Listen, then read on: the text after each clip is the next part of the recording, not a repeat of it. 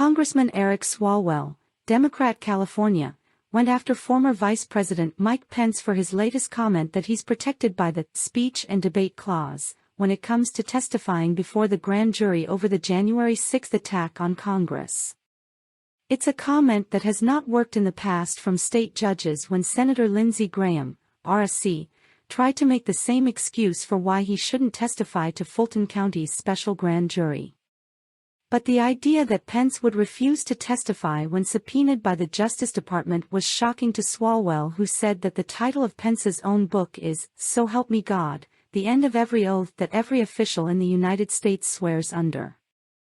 Mike Pence and Nikki Haley and all these people who disavowed Donald Trump and now recognize that Trumpism still prevails are trying to rehabilitate themselves to get well, so to speak, with that crowd, he said.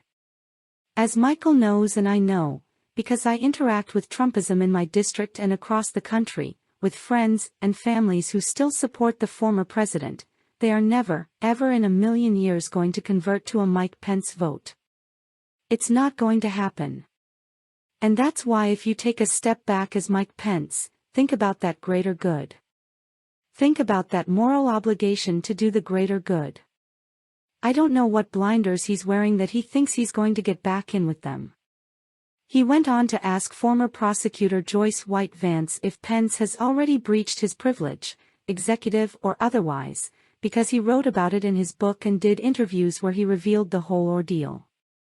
She confirmed that was the case under privilege, but she has less of an understanding on the speech and debate clause. Pence is trying to have it both ways, and I hope the judiciary will tell him, "Not on our watch," said Vance. Swalwell pointed out that Pence was a witness to a crime and he refused to accept any defense, refusing to cooperate with the DOJ. I do worry separately about this independent state legislature theory that is being considered in the Supreme Court and how Trumpism would use that. But I think this is just about you saw a crime.